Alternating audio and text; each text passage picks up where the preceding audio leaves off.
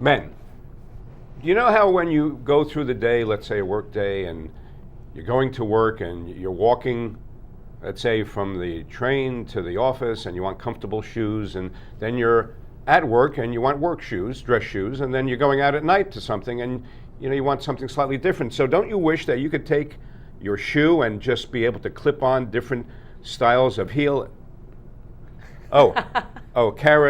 Kara's telling me it's ladies' shoes. I thought it was men's shoes. Well, you're going to learn all about this incredible new line of shoes that my guest, Kara Schwartz of Kara Mac, is introducing.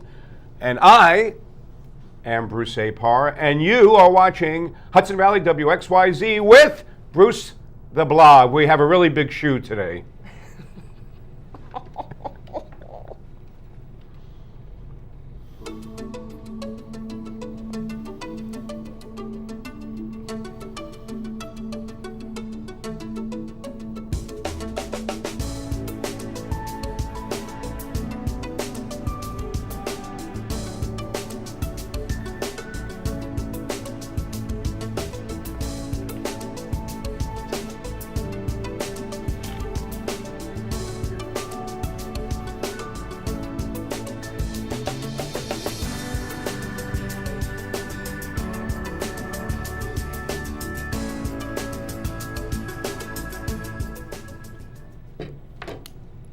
Hudson Valley WXYZ with Bruce the Blog is brought to you by Chase Media Group, which is publisher of The Penny Saver and provider of multimedia marketing solutions for an omni-channel marketplace. And I thank the CEO of Chase Media Group, Kara Chase, and the Chief Strategy Officer, Frank J. Rich, for bringing the show to you.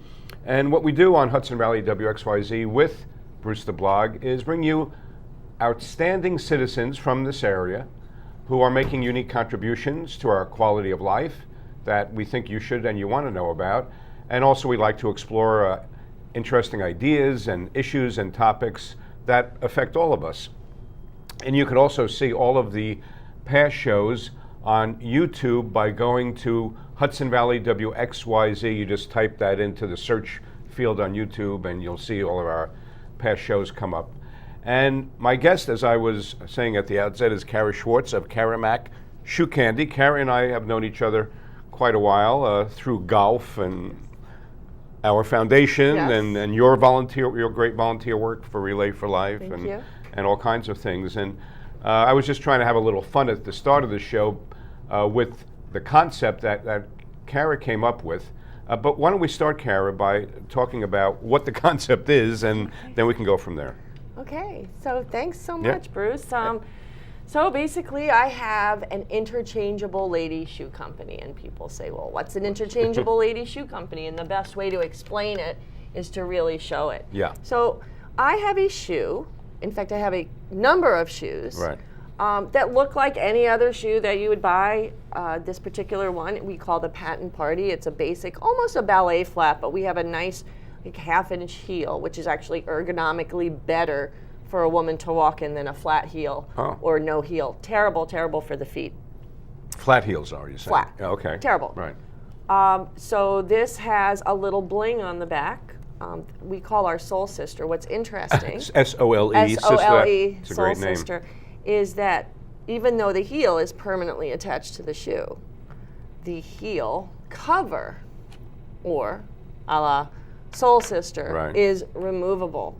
And so what that means is this heel can now be exchanged for another pattern, another style that might go better with an outfit that you're wearing. So let's say you go to work and you're going to wear something black and you want to have a little bling on it. You might have the zebra, and then this clipster, as we call it, in the front, comes out of the front pocket and can also be replaced with other clipsters that match your outfit or match the heel or the soul sister that's already on the shoe.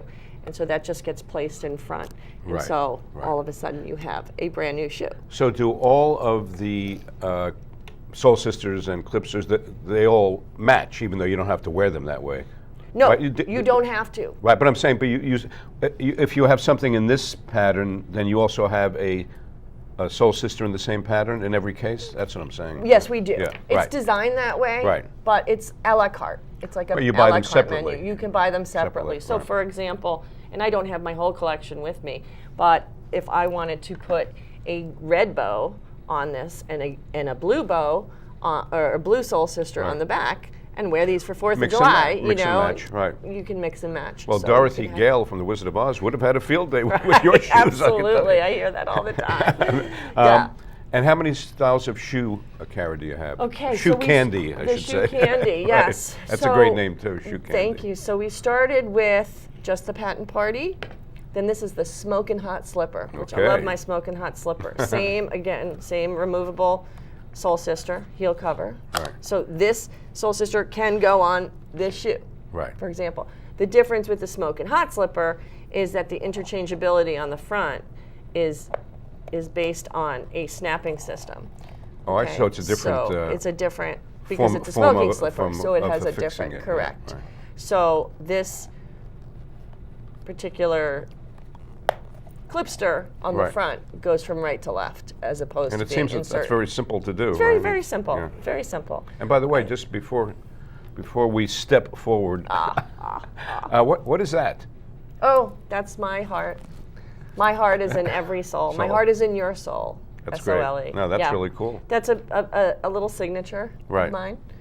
And yeah, I'm going to continue that.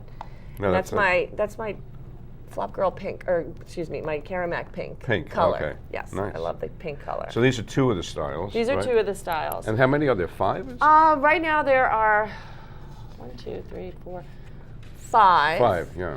With 3 more coming. But Oh. so I have the Betty boot, which I don't have in my case Betty today. boot. The Betty boot, which was actually our best seller in for fall because Right. it was a great black Chelsea boot, pull on low boot. And then after those 3 were introduced to the market, and again, all the Soul Sisters interchange with each other on these 3 shoes. I came up with a new high heel. Right. So this is the perfect pump. Perfect So pump. That's the name of it. It's right. the perfect pump. And actually we had a little contest on social media, on Facebook. Right, I and remember on- that, yes. Do you Yeah, I remember? remember, yes. Okay, on Twitter. Looking for names. And, yeah, Exactly. right. So we asked our fan base, what would you call this? And so we had a winner, and the winner won the first pair of the Perfect pump. perfect pump. Right. Yes. And we should mention, Kara, that the website is karamac.com, KARAMAC.com, and they can also go to Facebook, and that's also Yes, we have a Kara Kara Mac Mac, page, yeah, Shoe on Candy by Facebook. Kara Mac page on right. Facebook. And then I guess you'll have other social media Oh, coming. we have 'em all. coming, Twitter. And, No, we have them oh, all. Twitter We're you on have now. Twitter, we're on Instagram, okay, Google+, so they're all active. Pinterest, Okay, YouTube. so they're all there, right? Yeah, Okay, we've got good. them all. All right, great. It's a very visual. It's a Yeah. hands-on, very visual. And we product. should mention, as long as we're talking about the website, or you should mention, what people can do when they go to the website, which even though I don't have immediate plans to be wearing these shoes, I was having fun doing It is fun. the website where It you is can fun. actually see Yes. how they look. Yeah, so it's interesting. So for example, if this shoe was on the website, you could visualize it with the python heel. But then with a click of a button, the python heel could change to the crystal heel. Right, And and with you the could click see of a it, yeah. button, Right. the crystal heel could change to a red patent heel, for Right. example, or something like that. So it's an interactive Yep. website. And as you saw, I was doing it, and it's like it's like a game. It's like kind a of fun. video game. Yeah, no, it is. even a Yeah. lot of the husbands of Right. some of our customers, the customers will write in and say, "Oh, my husband was getting such a kick out of playing with this." Right. So, The question is, what courageous husband would dare to order the shoes without asking his wife first? Yeah, but, you know, no. but I mean that occurs That's to me like, important. you know, a husband could be playing around with that and say, well, this would look good, and maybe order it and surprise his wife. Yeah, You know, that type of thing. we hope. Yeah, right. You can We al- you hope. can al- and so let's talk, Kara, about first. Did you just wake up one day and say, I'm going to design a brand new concept in shoes? Or I mean, but seriously, what's No. your background? My background, I've been a men's apparel designer for 30 years. I know I'm dating myself, but I have. And I've worked for Ralph Lauren, I've worked for Talbots, I worked for Bobby Jones. I designed their Oh, men's golf Oh, wow. line at one point. I'm a sweater master, so I'm a knitwear person. I know how to run the knitting machine, so on and so forth. And I love what I do. I love what I did. But I was a commuter. Right. And so I got on the train.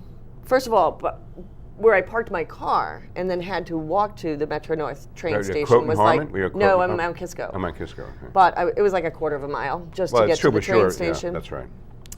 Get to Grand Central, and then I had a 20-minute walk to get to my office. Okay. So I wore comfortable shoes in the morning for my commute. Right. Never sneakers. I am not one of those who's going to wear a nice outfit. And sneakers. Won't do it. Okay. But I was greeted at my desk, or I should say under my desk, with about a dozen pair of shoes that I would look at. Okay, what matches my outfit of the day? So I kept those permanently under my desk, which wasn't great because if I was home one weekend and I needed that pair of shoe, where is it? It's under my desk. And if I had an event at night, which was quite often, well, I had another pair of shoes in my shoulder bag because you wanted to dress up a little bit for your nighttime event. So I used to commute back and forth every day, and I kept saying, well, why can't a designer come up with a shoe that you could wear from morning to night that could be A, comfortable, B, fashionable, stylish, and you could match to your outfit or your mood, depending on what your mood was of the day. And so I started to sketch on the train. And I would sketch and sketch and sketch, and the sketching ended up on paper, and I worked with engineers to get the heel, to mold this particular heel bottom, and we did rapid prototyping, which I think you know is 3D printing, to get the mold done for the heel and so on and so forth. And I made a lot of prototypes, and I put a lot of investment into it, and I did all this while I was working full-time. Well, you were fully employed, yeah. I did this at nights and weekends on my kitchen counter, which my family referred to as the lab. Mom's in the lab, you know, because I had chemicals going, all different polys and stuff. I was pouring molds and casting and so on and so forth. Yeah, it was fun. And by the way, just on a quick side note, so you're an early adopter of 3D printing in that sense, right? I mean, I'm what? An early adopter. I would think so. An early adopter, meaning you're one of the first people with this new technology to make use of it. Let's put it this way. I spent a lot of money because now you can buy a home 3D printer. Right. Now so when you bought it, it was like industrial strength? It wasn't a home. No. Oh, okay. This went to a very large corporation. Okay, all right. So and for them to make one heel, just one heel, was $800. Right. And I had that's a prototype. That's what prototypes cost. Yeah. Right. But I'm just curious because 3D printing is this new profound. It's wonderful. Improvement in technology, and so it worked really well for you. Yeah. Absolutely, because I actually had a heel to send to and to bring to manufacturers so they could actually understand it. It wasn't just a drawing, a sketch. Right. Yes.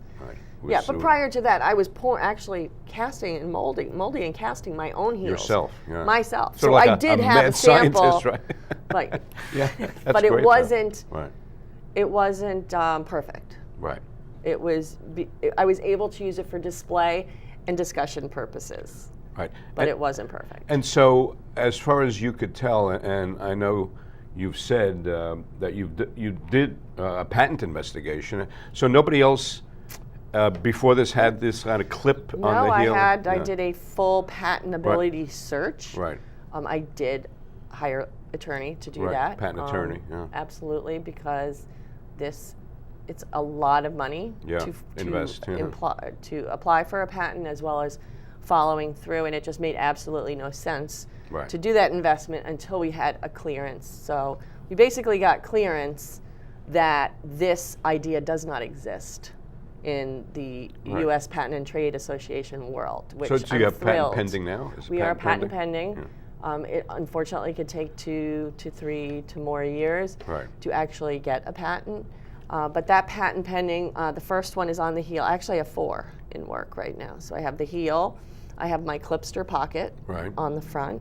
I have patent pending on this system, which is the snap system, the method of attachment. Right.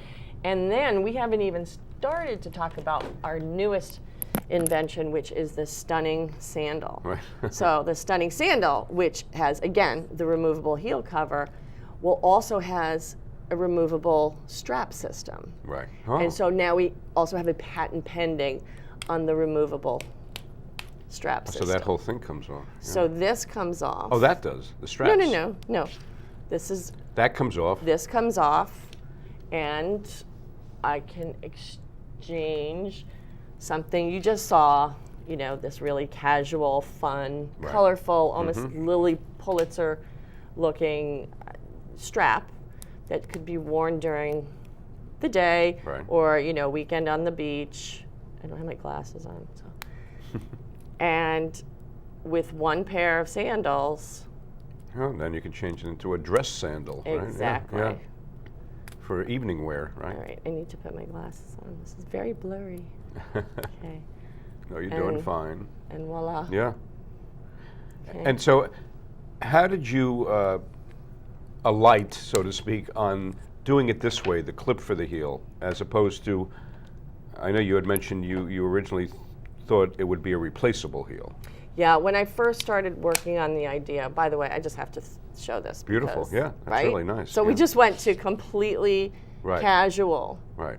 to, I could wear these to a wedding. I would wear these to a yeah, wedding. Yep. I'm 6 foot Right. tall. I don't wear Right. a lot of heels. Right.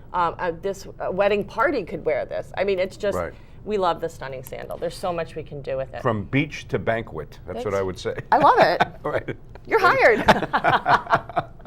So originally this was a completely removable heel idea.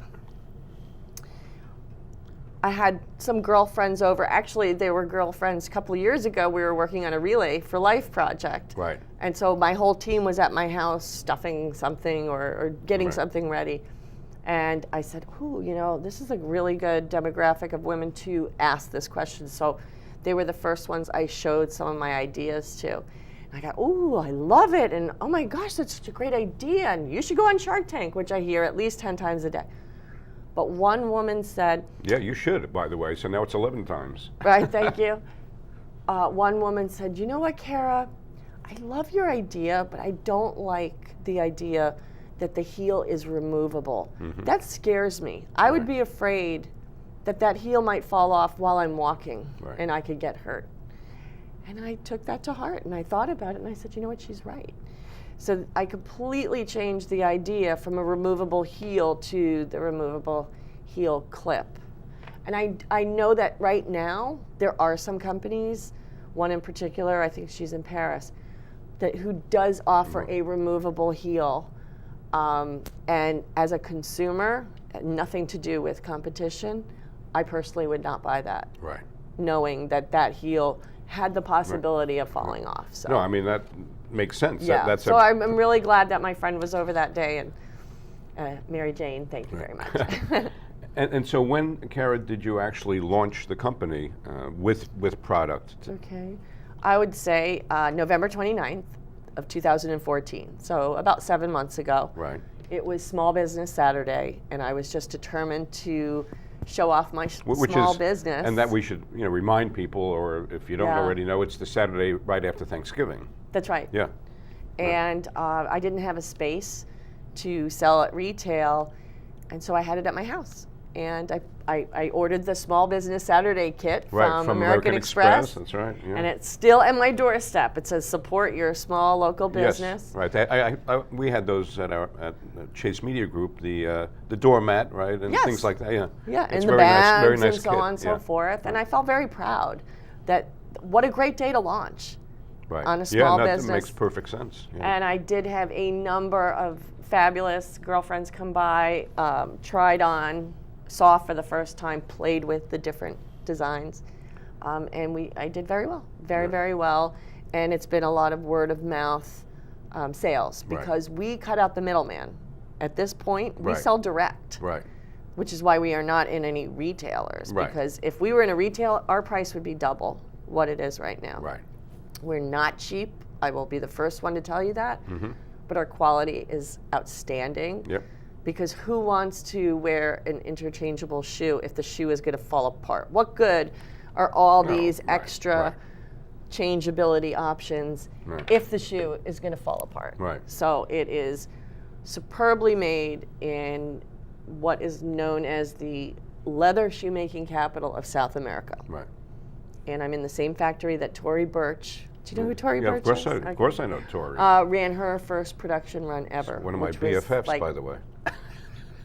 Really? No, not at all. No, not even close. But anyhow, no, I know she comes from immense wealth, but to her enormous credit, she's built quite an empire.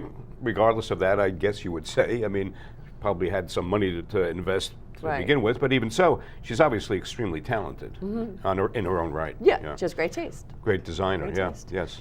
So yeah, I found this factory and I found these two agents that have spent as much time as I've been in menswear my entire career, they have been in women's shoes. Right. So working for Vince Camuto and Jones, New York, the Jones Group. And you said you worked for Ralph Lauren and Talbot's, right? Yeah.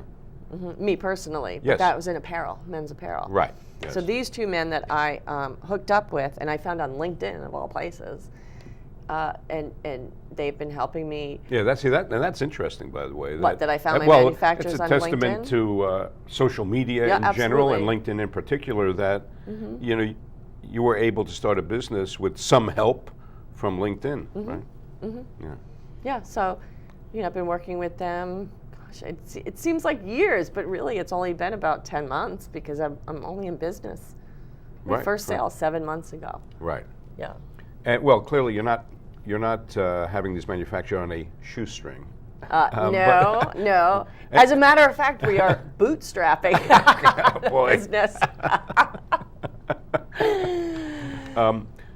But where are they made? That was the. They're made in Brazil. In Brazil, yeah. And you were there. Remember, you told me. I went in October. Right, and which is why I missed your charity golf event. Golf, well, there's always this year, right? And if then you're not in Brazil. I just got back about 3 weeks ago. But so how many times have you been there? Twice. Right. Twice. And you said when you were down there last October, you actually spent the time there designing. Yes, I did. I mean. Yeah. It wasn't just really an exploratory mission. You were really working on the product itself while you were there. Not just looking for a manufacturer. Not just looking for a manufacturer, but what happened was, and I don't want to go into this whole story because it's very, very long, but I was trying to manufacture in the U.S. That was my initial goal for a number of reasons. So it wasn't the shoes, it wasn't the heel molding, it wasn't the accessories. It was almost impossible. Right. Okay.